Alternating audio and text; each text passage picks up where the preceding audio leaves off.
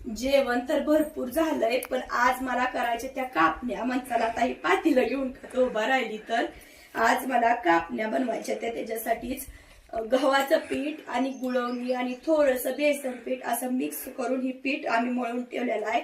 आणि ही पीठ ना थोड्या वेळ 2 तास तरी निदान भिजण्यासाठी असं मळून ठेवायचं असतं.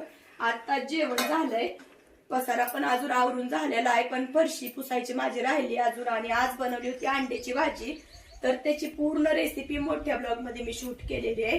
खाली दिलेल्या त्रिकोणी आयकॉनवर जाऊन आपला मोठा ब्लॉग नक्कीच बघा. अजून भरपूर सगळी भांडी पण मला घासायची पडलेली आहे. ती भांडी ही होईपर्यंत आपलं पीठ चांगलं छान असं भिजून होतंय, तर ते पण मी तुम्हाला पुढे दाखवीन की कापण्या कशा झाल्या त्या.